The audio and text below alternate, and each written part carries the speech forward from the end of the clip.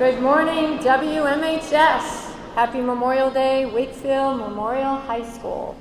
Congratulations to the class of 2019, Warriors.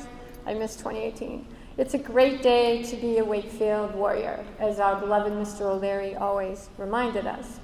Welcome to our invited guests, their families, students, faculty, administration. Today, be mindful of the M in Wakefield Memorial High School, a dedication to those men and women who dedicated their lives to uphold the freedoms and liberties we enjoy today and each day. Winston Churchill shared words to be mindful of. He said, "All the great things are simple, and many can be expressed in a single word. Freedom, justice, honor, duty, mercy, and hope," which is 6 single words. Today, our guests are here with us at WMHS to honor those who are not here, to honor those who stood for freedom, for justice, with duty, mercy, and hope, as they did. Today, we are truly honored and humbled to welcome veterans from all branches of the armed forces. They have served our nation from World War II to the conflicts in Iraq and Afghanistan, as well as currently in various locations in the U.S. and around the world. Be mindful of their courage, integrity, and selflessness. Be mindful as your classmates explain America's history. Be mindful of those we honor today. Many of our guests are WMHS grads and teachers, residents, family members, and friends, or others from various surrounding communities, such as the Revere Senior Center. Many come here each year, and some, this is their first time. Today, we'd like to remember 3 veterans who have been here every single year who are not with us today. Sal Salvatore and Walter Pfeiffer from the Revere Senior Center, and William King, my dad. During his 1986 Memorial Day address at Arlington National Cemetery, President Reagan said the following: "Today is the day we put aside to remember fallen heroes, and to pray that no heroes will ever have to die for us again. It is a day of thanks for the valor of others, a day to remember the splendor of America."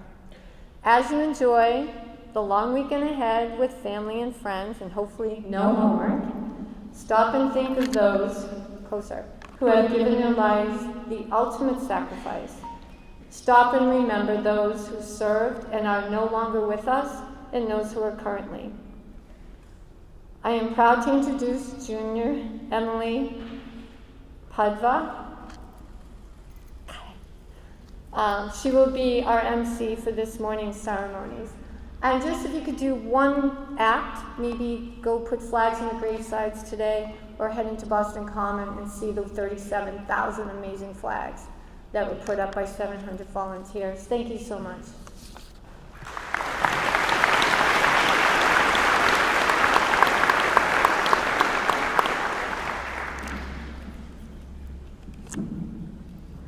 Good morning, everyone. I'd like to welcome you to the Memorial Day Assembly. I'd like to welcome the veterans, dignitaries, guests, and students, and I'd also like to give a warm welcome to Ms. McLeod for a few words.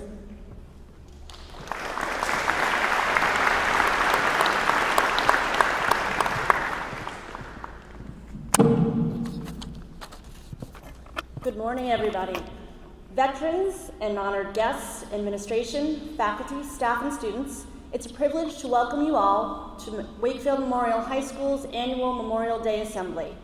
This is the first time I am able to experience this special occasion, and I am pleased to see our community come together to reflect on the importance of Memorial Day for our veterans, their families, and for our country.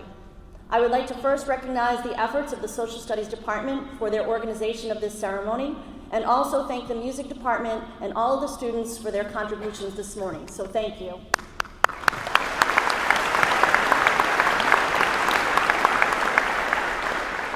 I hope that today we can all gain a greater appreciation of the significance of Memorial Day, which is far greater than just another long weekend without homework, and also understand how important it is to honor the memory of those who have died while serving their country, and at the same time, serving for each one of us. There are great lessons to learn from these sacrifices. I want to thank you in advance for all the attention and respect that you will give each speaker as they take the stage today. Thank you.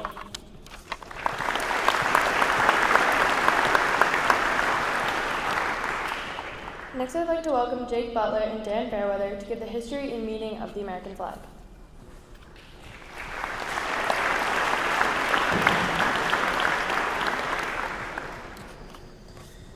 For more than 200 years, the American flag has been the symbol for our nation's strength and unity. It has been a source of pride and inspiration for millions of citizens. The American flag has been a prominent icon in our national history. On January 1st, 1776, the Continental Army was reorganized with a congressional resolution which placed American forces under George Washington's control. On that New Year's Day, the Continental Army was laying siege to Boston, which had been taken over by the British Army. Washington ordered the Grand Union flag hoisted up above his base at Prospect Hill. It has 13 alternate red and white stripes and the British Union Jack in the upper left-hand corner. Today, the flag consists of 13 horizontal stripes, 7 red alternating with 6 white. The stripes represent the original 13 colonies. The stars represent the 50 states of the Union. The colors of the flag are symbolic as well. Red symbolizes hardiness and valor. White symbolizes purity and innocence. And blue represents vigilance, perseverance, and justice. The flag represents all those who stand together here in the USA who are upholding the same belief in liberty, freedom, and the pursuit of happiness.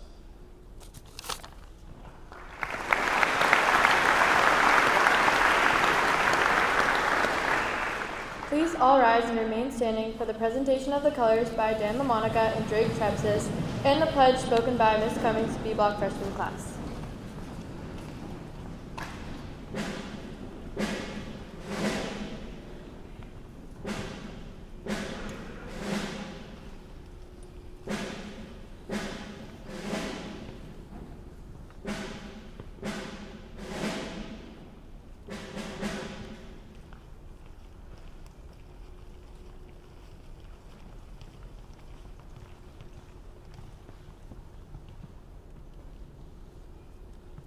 I pledge allegiance to the flag of the United States of America and to the republic for which it stands, one nation, under God, indivisible, with liberty and justice for all.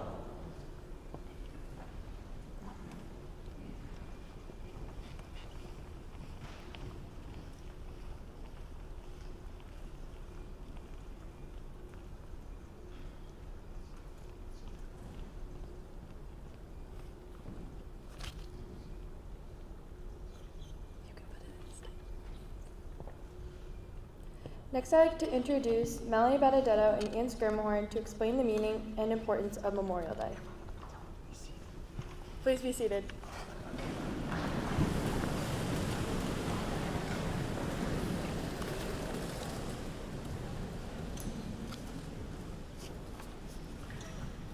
Memorial Day is an important day in America, not because of the cookouts, the beach trips, or the extra day off, but because of what it symbolizes, which is the remembrance of our fallen American heroes.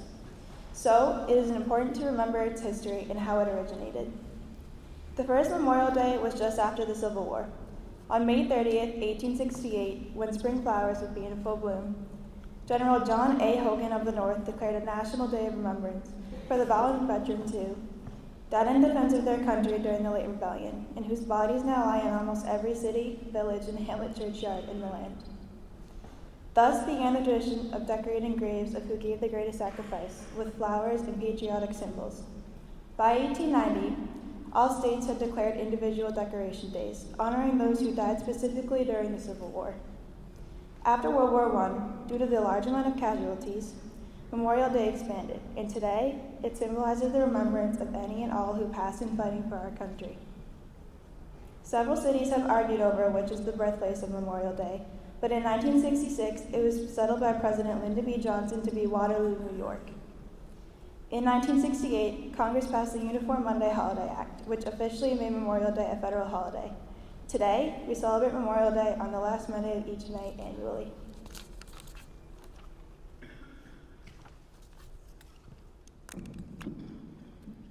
While Memorial Day was first widely observed in 1868, it was President Ronald Reagan who is credited with reviving the practice of honoring Memorial Day and its meaning.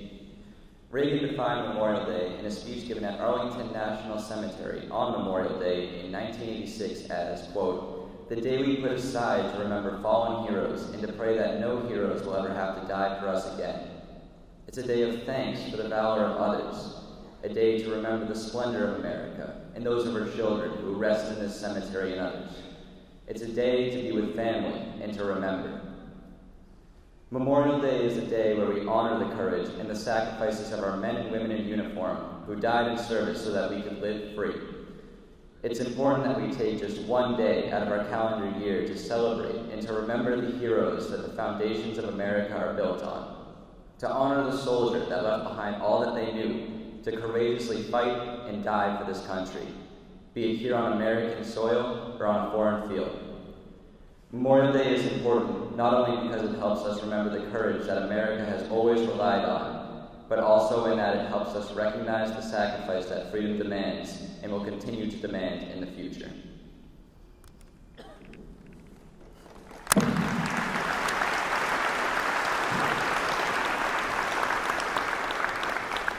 Up next, I'd like to introduce Josh Collins, Kaylin Davies, CJ Hagan, and Carolyn Gould-Faulkner to explain and recite the Gettysburg Address.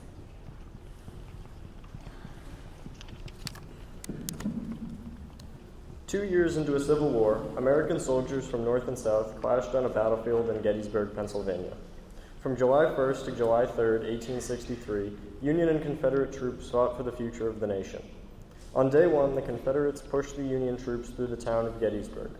The second day saw the heaviest fighting of the battle, and even of the war itself, ultimately resulting in Union troops maintaining their ground. In a last-ditch attempt on the third day, the Confederates charged into the center of the Northern lines. This came to be known as Pickett's Charge. But their efforts were not enough to break through the Union lines, at which point the Confederates retreated. When the dust settled by the battle's end, there were 23,000 Union casualties and 28,000 Confederate casualties. Fighting bravely, troops on both sides gave their lives for a higher calling of civic duty and national pride. The conflict between the Union and the Confederacy was not yet over, and would claim many more lives, but the Union victory at Gettysburg marked the irrevocable turning point of the war. That November, a national cemetery was dedicated on the battlefield to the soldiers that died at Gettysburg. Abraham Lincoln attended the dedication and gave a brief speech known as his Gettysburg Address. President Abraham Lincoln was not the keynote speaker at this dedication, nor was his speech particularly long, but the 2-minute speech that he delivered is now remembered as one of the greatest in American history. The Gettysburg Address represented hope for the people at a time when there was a real question of whether preserving the Union would ever be possible. It not only encouraged the beleaguered soldiers to continue their fight, but reminded them what they were fighting for, a nation in which the natural right for all men to be free and equal would truly apply to all men. It is important that we, like the Americans who dedicated the National Cemetery at Gettysburg, recognize that any freedom that we possess is the result of the sacrifices of countless individuals.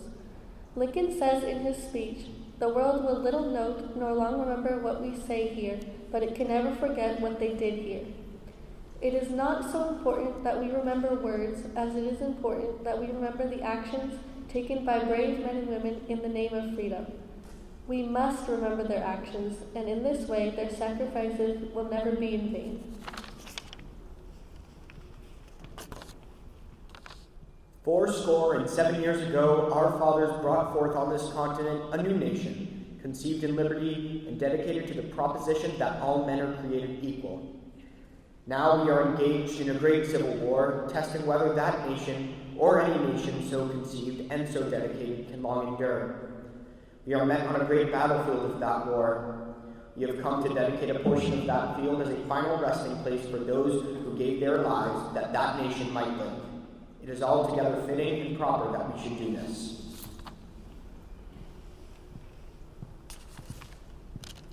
But in a larger sense, we cannot dedicate, we cannot consecrate, we cannot hollow this ground. The brave men, living and dead, who struggled here, have consecrated it far above our poor power to add or subtract it. The world will little note nor long remember what we say here, but it can never forget what they did here. It is for us the living, rather, to be dedicated here to the unfinished work which they who fought here have thus far so nobly advanced. It is rather for us to be here dedicated to the great task remaining before us, that from these honored dead we take increased devotion to that cause for which they gave the last full measure of devotion. That we here highly resolve that these dead shall not have died in vain, that this nation under God shall have a new birth of freedom, and that government of the people, by the people, for the people, shall not perish from the earth.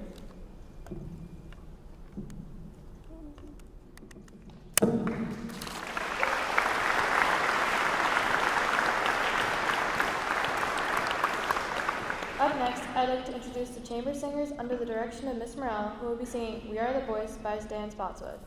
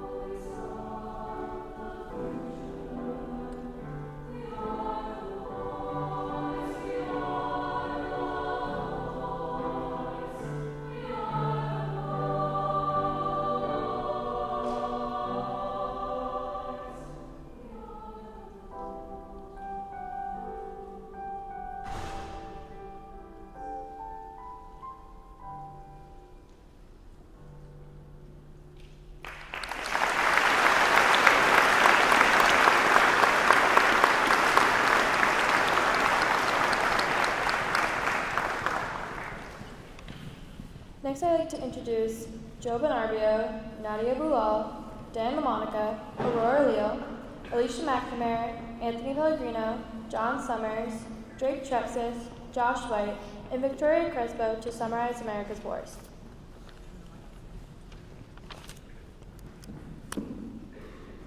The American Revolution claimed 10,623 American casualties during the years from 1775 until 1783.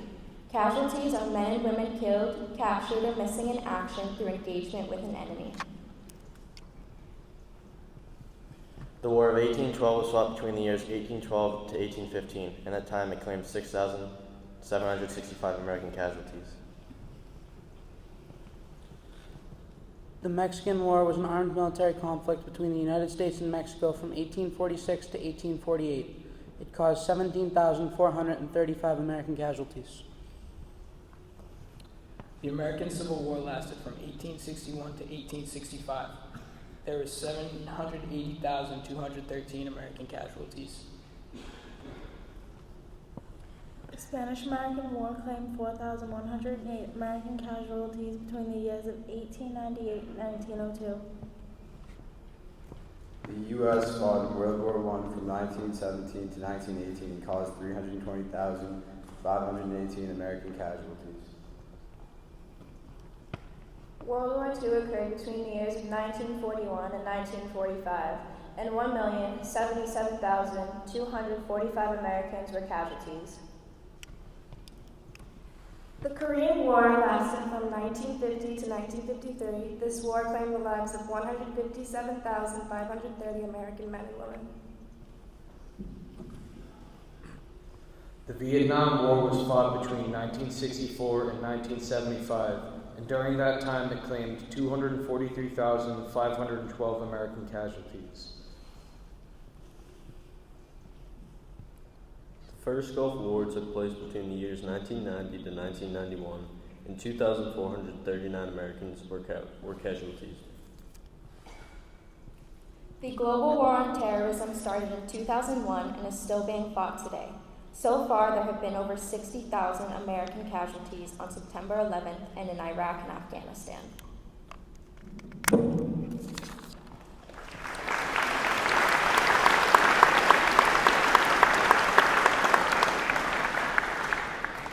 Next, I would like to ask Gianna Jaleva, Abby Filtrante, Annabella Forziati, Hunter McDevitt, Heather Owen, Katie Pearl, Cooper Schroeder, Jack Palmer, and Rachel Cook to acknowledge the veterans present with us today.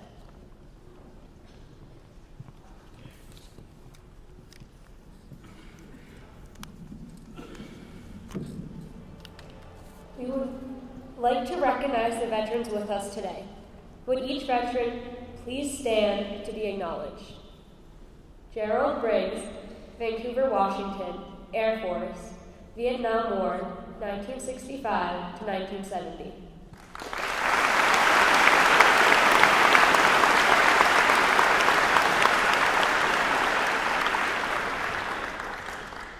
Arthur Hubbard, Reading, Army, World War II, 1943 to 1945.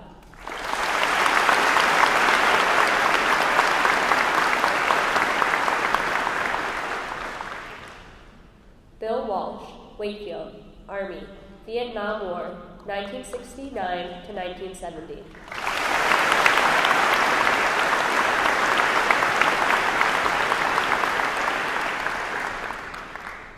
John Sheehan, Wakefield, Marine Corps, Vietnam War, 1966 to 1968.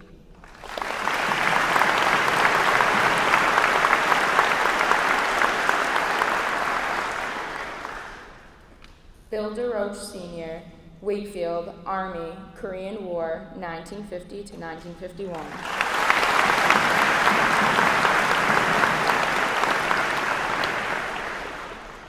Bill DeRoche Jr., Wakefield, Navy, Gulf War, 1984 to 1993.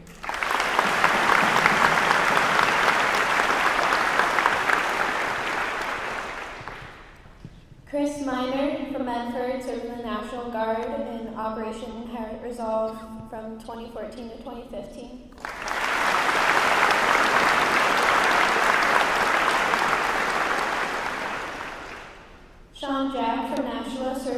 National Guard from 2013 to now.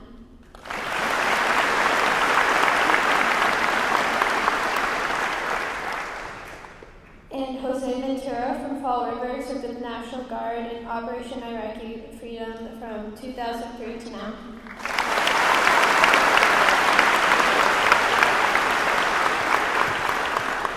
Morris from Revere served in the Army for World War II, 1946 to 1948.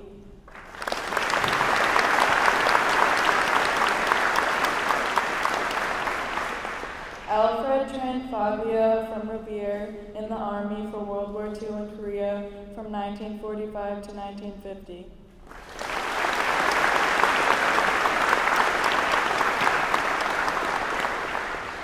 Paul Logier from Revere in the Army for World War II in 1946.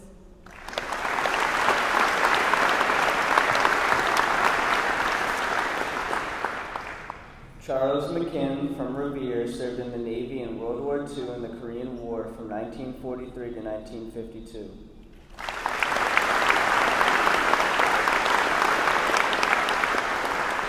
Anthony Barrasso from Revere in East Boston served in the Army in World War II from 1941 to 1945.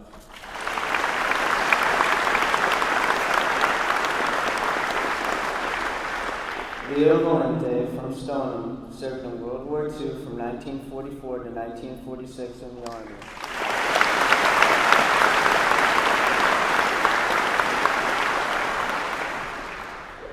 Joe Cannell from Linfield, who served from 1985 to 2014 in the Army.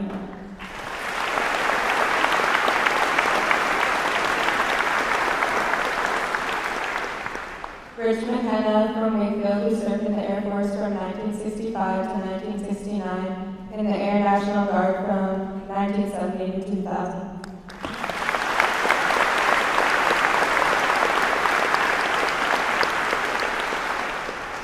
Tony Rotigliano from Peabody, who served in the Air Force from 1965 to 1969 in Vietnam.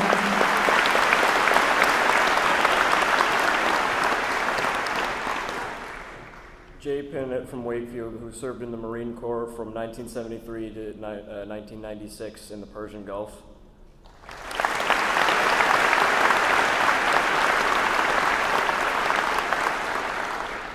Tom Lyons from Wakefield, who served in the Marines in Vietnam.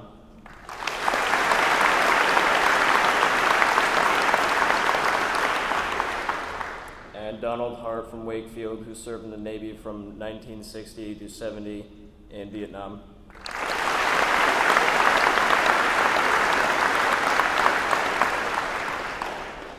John Pica from Wakefield, who served in the Navy from 1960 to 1964.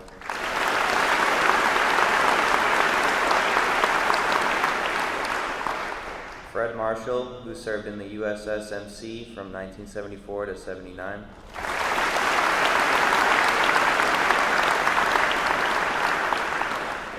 John Bowling, Army, from 1961 to 1967, served in Vietnam War.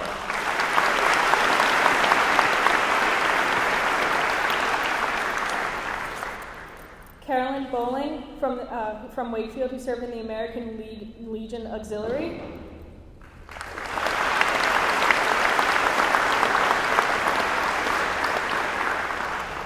Thomas Beru from Revere served in the Air Force in Vietnam from 1966 to 1970.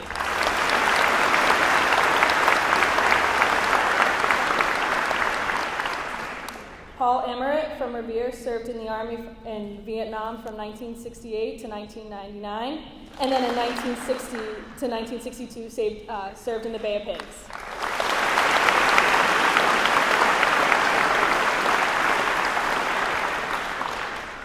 Earl Richard from Linfield served in the Navy from 1940 to 1946 in World War II.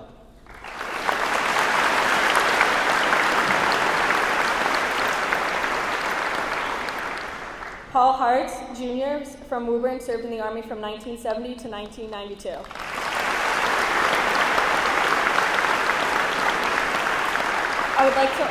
I'd like to also honor WHS staff, Felix Freeman, Jonathan Quinn, and Richard McKenna.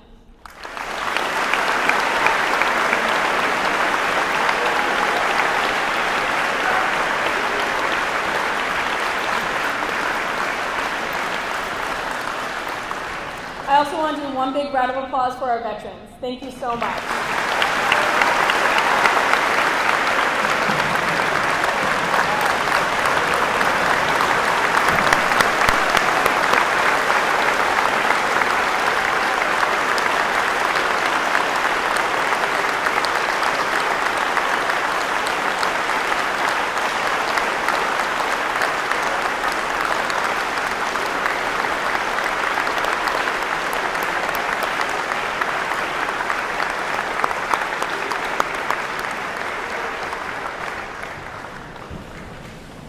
I'd now like to welcome Taylor Owen to read her poem on Memorial Day.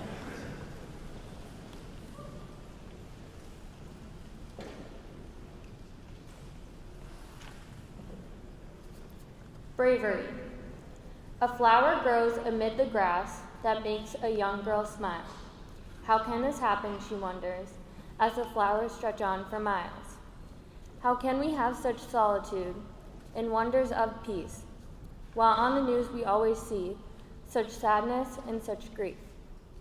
Her mom tells her to imagine people who are put on this earth, as brave as God could make them, who have been made to fight since birth.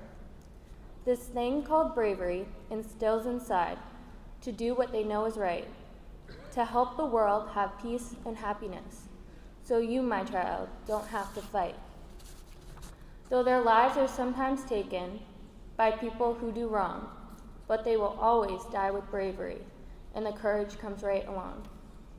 There is no way we can thank them, for simple things we'll never do, though the bravery they bestow upon us is not for them, but for young kids like you. The definition of bravery is people fighting for our everyday needs and being able to look at a flower and be reminded of their great deeds.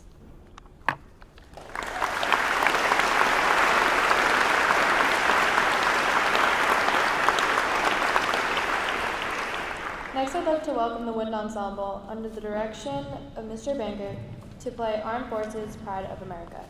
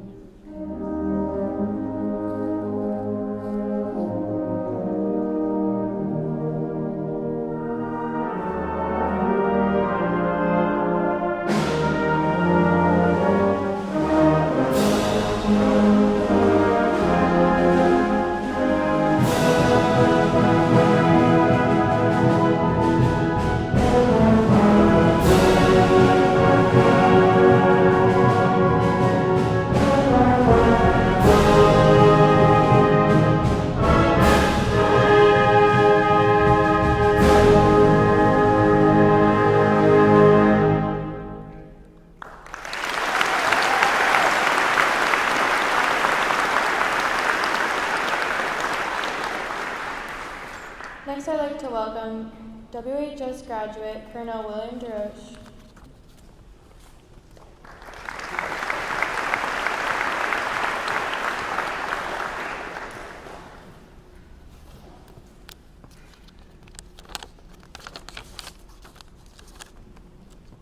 Good morning, Wakefield High School. Hi, Jacqueline. My name is Bill DeRoche, and it is my privilege to introduce today's guest speaker, my dear friend, Colonel Joseph R. Cannell, United States Army retired. I first met Colonel Cannell when we were first graders together at St. Joseph's School in Wakefield. For the next 12 years, we were classmates, graduating together as members of the Wakefield High School class of 1980. Joe, I did the math. It's been 50 years now, over 50 years that we've been friends. Since graduating from Wakefield High, Colonel Cannell has been very busy. He first attended Norwich University in Norwich, Vermont, and upon graduation was commissioned a second lieutenant in the United States Army. For the next 30 years, Colonel Cannell served our great nation with distinction.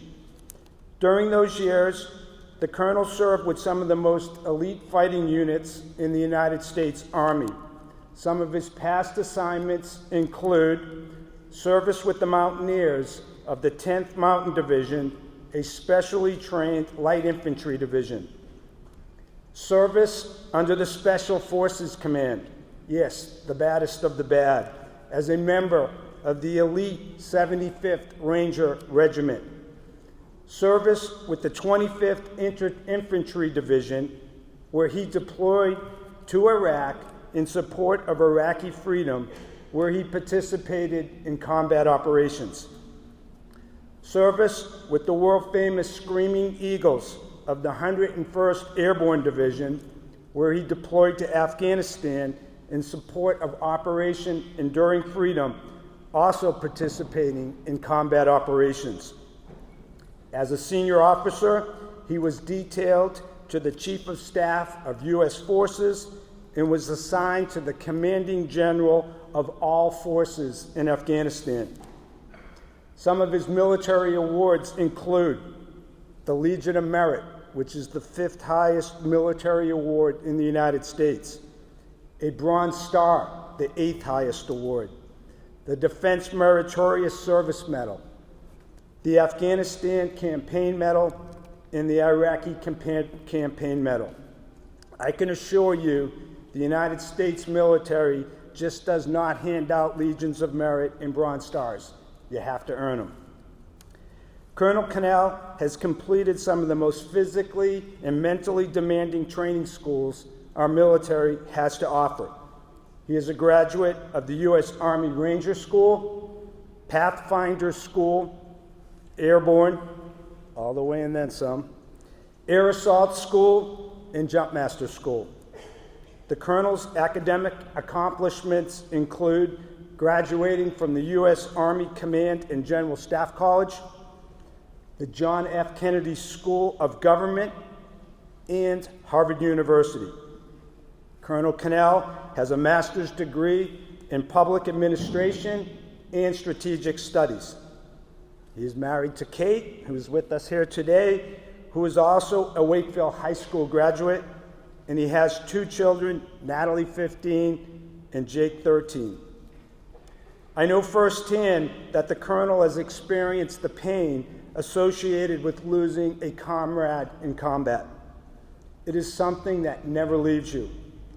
Over the next few minutes, Colonel Cannell, through his personal experiences, will remind us all what this holiday is all about and inspire us to never forget those who have given the ultimate sacrifice in defense of freedom. It is my tremendous honor to present to you Colonel Joseph R. Cannell.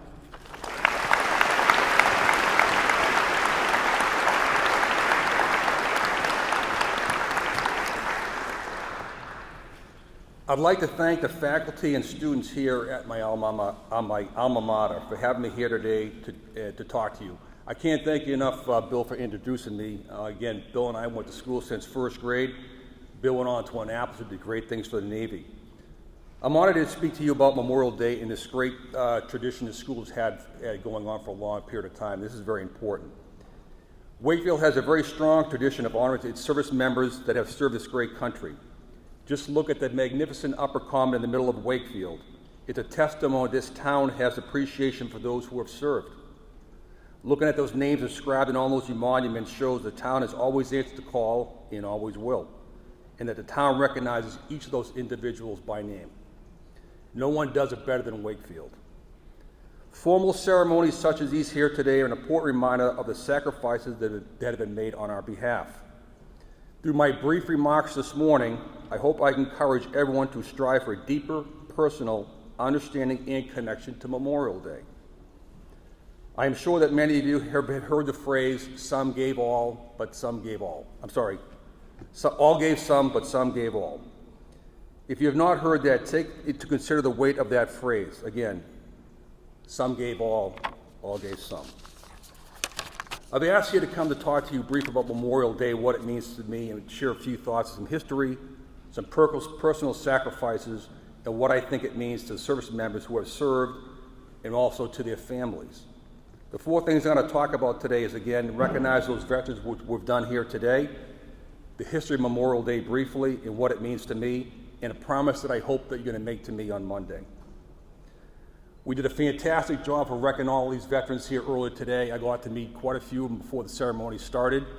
Everyone from World War II going forward to the current war in Iraq and Afghanistan.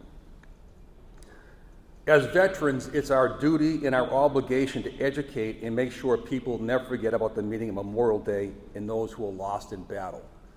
As I've now retired since 2014, it's my job to live the good life. My job is to make sure that I talk to many people that I've served with and lost in battle to make sure that we always remember what Memorial Day is. Number two, history. I think back to days when I was sitting in these seats back at Wakefield High, the same as you right now. I was thinking about three things.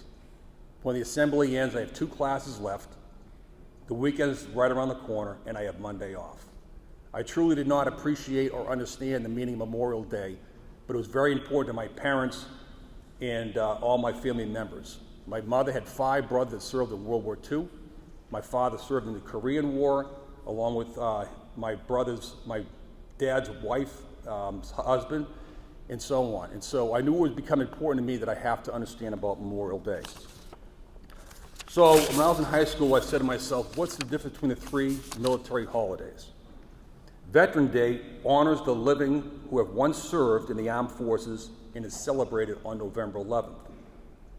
The second is Armed Forces Day, honoring those who are currently serving in the armed forces, and that's celebrated on the 3rd Saturday of May. And finally, Memorial Day, honoring those that have died in the service to this nation and is celebrated on the last Monday of May. So let's talk about Memorial Day. Memorial Day has its roots in what's called Decoration Day, a day when the Union Civil War veterans honored those that had died in conflict, roughly 620,000 during that war alone. Memorial Day has now been observed on the last Monday in May since 1968, when Congress passed the Uniform Monday Holiday Act. Monday is not just an event, it's a day of pride and honor for those service members who died during service to the nation. Memorial Day is a day of reflection and remembrance for those who died within serving in the military. As you know, many Americans celebrate Memorial Day by going to cemeteries, memorials, and placing wreaths and flags. They've also participated in Memorial Day parades and whole family gatherings such as cookouts. Memorial is also unofficially known as the start of summer. More than 1.1 men and women have died in war in the span of our country's history. To put that in perspective, that's more than the population of Boston. Tradition holds that part of Memorial Day observance is a national moment of remembrance, that all Americans are encouraged, no matter where you are, at 3 p.m. local time, to take a moment of silence to remember those that have fallen in combat. What this day now means to me, in my personal reflection on this day. For my 30 years of military service, I was given the opportunity to remember and reflect on all those that I served with. During those years, having served with the best of the best in places like Somalia, Iraq, Afghanistan, I have seen the unwavering dedication, and countless young men and women of commitment to duty and they exhibited day after day. This is appreciation of what sacrifice, loyalty, and honor, what they did on a day-to-day basis to preserve the freedom and way of life that we enjoy here today. Not all made it home. During my deployments to Iraq in 2003 to 2005, my brigade suffered 27 casualties. The first person killed was from my battalion. His name was Ernest Sutphin, and he was 21 years old. He was not much older than people in this crowd today. During my deployments to Afghanistan in 2007 and 2009, while serving with the 101st Airborne Division, we suffered over 90 casualties. I knew many of these individuals personally, and they came from all walks of life from all the United States. They ranged from 19 to the mid-30s when they were killed. We are here. These are the people we're rightfully here to honor on Memorial Day. None are forgotten, I can promise you that. As we approach Memorial Day, to make the day special, I suggest the best way to do this is to commit to learning about one life, one individual that you may or may not know. It may be a friend, it could be a family member, or someone you might not know. If you don't know anybody, I would ask maybe that you go by the Upper Common and go by the monuments which were in the Upper Common and take a look at one name to hopefully remember on Monday. Then come one Monday, I ask you to just take one moment of remembrance for their sacrifice. I believe their family and friends will appreciate your gesture of respect, and I know that you will do this with small gesture on Monday. Again, uncles of mine fought in World War II. My father fought in the Korean War, and it's tough on families when loved ones are deployed, and my family is no different. I never knew how my parents' stress and anxiety was when I was forward deployed. They kept that secret all the years that I was deployed and told me after retirement. I now know these same feelings of stress and anxiety that my parents went through with two of my nephews in their upcoming deployments. My brother Tom, who is here today, his son Peter is an Apache pilot in 10th Mountain Division and deploys to Afghanistan in September. My sister's son Dan, an Annapolis grad like Bill DeRoche, has served with several deployments already to Afghanistan with the Navy Special Operations Team and has another deployment coming up in the near future. I'm already feeling the stress of their upcoming time in combat, as is my whole family. They're both heroes to me. They are role models to both my son and daughter, but all the people that they do know. They're the newest generation of my family to serve. Wakefield has produced so many military heroes and will continue to do so. I know that we have some people upon graduation that'll be entering the military upon graduation. Could you please stand? Could you please give them a round of applause?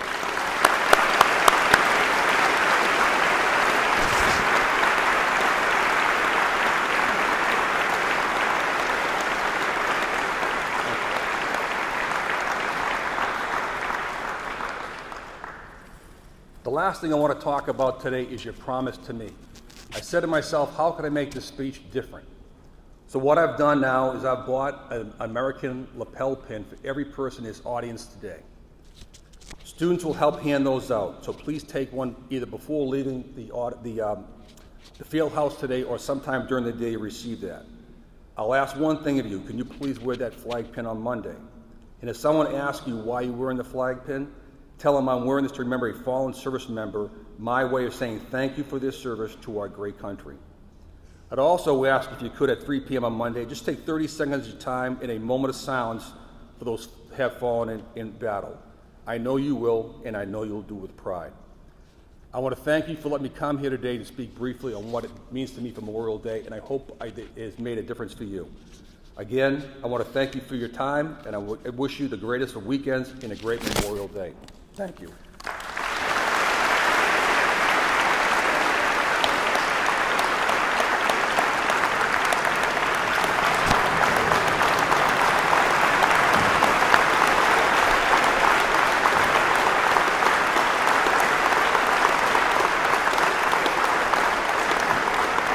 Sir, on behalf of Wakefield Memorial High School, I'd like to personally thank you for your service to this country and for coming out here to speak to us today. Thank you.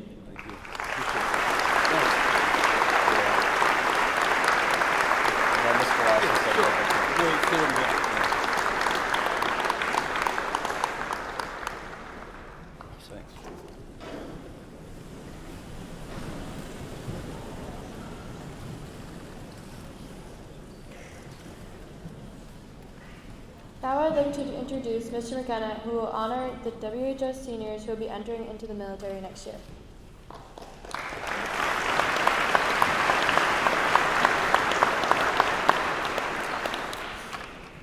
Thank you. Good morning. It's a privilege and an honor to make this next presentation. We have a totally volunteer military today, so it's extremely important for the safety of our country that we have men and women volunteer to serve in the military to help protect our nation. They're all volunteering to be a part of something bigger than themselves and to serve selflessly for the greater good. So today we would like to recognize 3 seniors who will be following in the footsteps of distinguished guests that we have here today. They have all enlisted in the Marines, the Army ROTC, U.S. Army ROTC, and the United States Air Force Academy, and will be serving our country for at least the next 4 years. We'd like to thank them for volunteering to serve, and if the seniors could come forward and be recognized and receive their certificate as I call their names. They are Michaela Hartz, U.S. Army, ROTC, Norwich.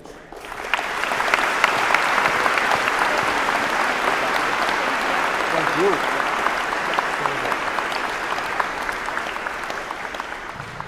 Carter Margolis, United States Air Force.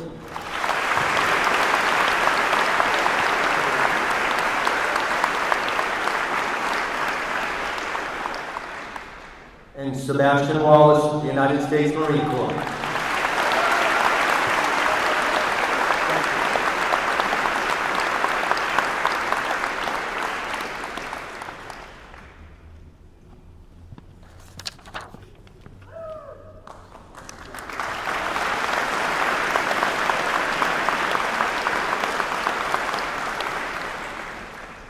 Next, I'd like to welcome Kira Strauss, Theo Cheever, Haley Kampaneski, and Lillian Jones to speak on the meaning of taps in the national anthem. After, we will see Michelle Maffei and Noah Gregg perform taps, and the treble choir perform the national anthem under the direction of Ms. Maraki. The 24-note bugle, called known as taps, is thought to be a revision of a French bugle signal called tattoo. This notified soldiers to cease an evening's drinking and return to their barracks or garrisons. It was sounded 1 hour before the bugle call that brought the military day to an end by ordering the extinguishing of fires and lights. The last 5 measures of the tattoo resembled the modern-day taps. The revision that gave us present-day taps was made during America's Civil War by Union General Daniel Adams Butterfield, heading a brigade camped at Harrison Landing, Virginia, near Richmond. Up to that time, the U.S. Army's infantry call to an end of the day was the French final call, L'Extinction des Feux. General Butterfield decided the lights-out music was too formal to signal the day's end. One day, in July 1862, he recalled the tattoo music and hummed a version of it to an aide, who wrote it down in music. Butterfield then asked the brigade bugler, Oliver W. Norton, to play the notes and, after listening, lengthened and shortened them while keeping his original melody. He ordered Norton to play this new call at the end of each day thereafter instead of the regulation call. The music was heard and appreciated by other brigades who asked for copies and adopted this bugle call. It was even adopted by Confederate buglers. The first time taps was played at a military funeral may have also been in Virginia soon after Butterfield composed it. Union Captain John Tidball, head of an artillery battery, ordered it played for the burial of a cannoneer killed in action. Not wanting to reveal the battery's position in the woods to the enemy nearby, Tidball substituted taps for the traditional 3 rifle volleys fired over the grave. Army infantry regulations by 1891 required taps to be played at military funeral ceremonies. Taps is now played by the military at burial and memorial services and is still used to signal lights out at day's end.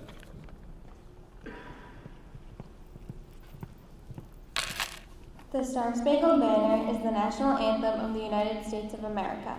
The writer Francis Scott Key was inspired to write the lyrics after he had been detained by the British and had watched the bombardment of Fort McHenry during the Battle of Baltimore in the War of 1812.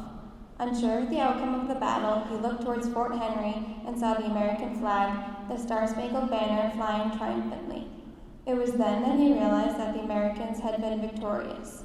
The lyrics were set to the tune of a popular British song, To Anacreon in Heaven, which was already a popular song in the United States.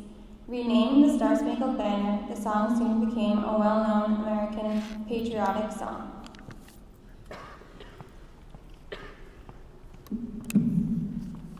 The song gained popularity throughout the 19th century, and bands played it during public events, such as July 4th celebrations.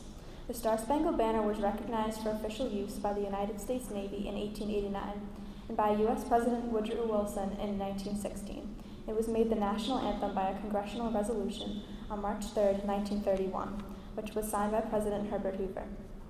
During the national anthem, all civilians should stand at attention facing the flag with the right hand over the heart. Men should remove their hats. Persons in uniform should run to the military salute at the first note of the anthem and retain this position until the last note. Veterans and active duty military not in uniform are also invited to participate in the military-style hand salute.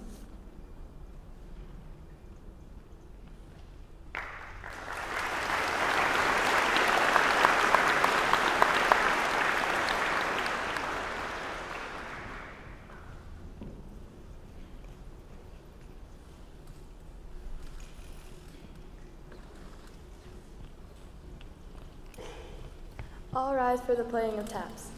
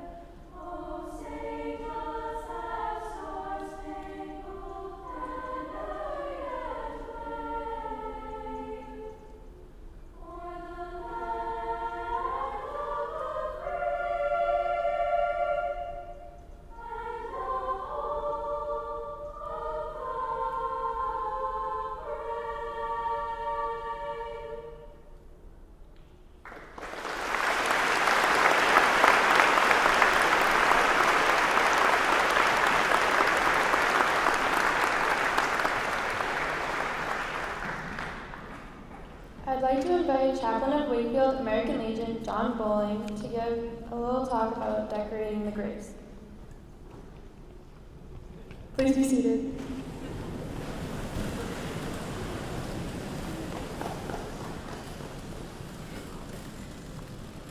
Thank you. First of all, Colonel, you nailed it. I don't know if it's the same with you folks, but when you get to be my age, this auditorium gets larger and larger. As you just saw, it takes me every year a few more steps to make it up here to the auditorium, to the podium, to give you the annual greetings of Tommy Collins, our post commander, American Legion Post 63 here in Wakefield. On behalf of Tom and the other officers and members, including Billy Walsh, we'd like to thank Ms. Lopez for bringing us back here again this year. It's a great honor. The crowds get larger and larger. We may have to move this up to Landrigan Field in a couple of years. I'd like to invite all you folks to join us this afternoon at 4 o'clock over at the Forest Glade Cemetery for the decoration of the graves.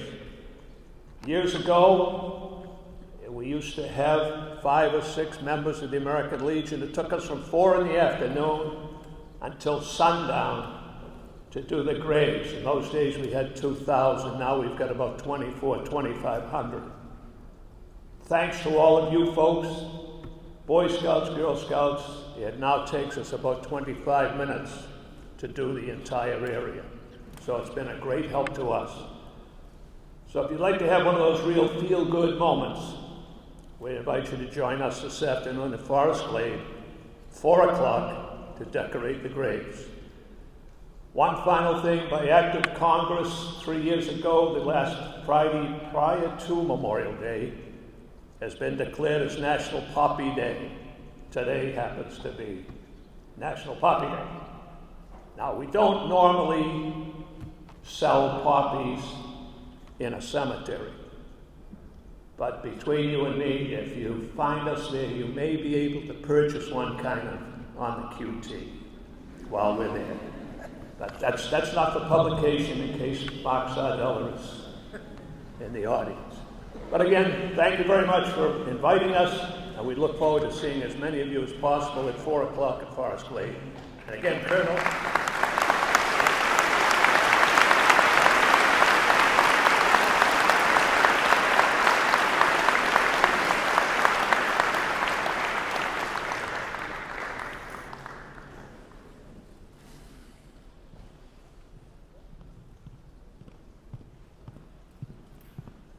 Thank you, everybody, and that concludes our ceremony. Thank you for your participation and your attention today, and thank you again to all of our honored guests for being here today.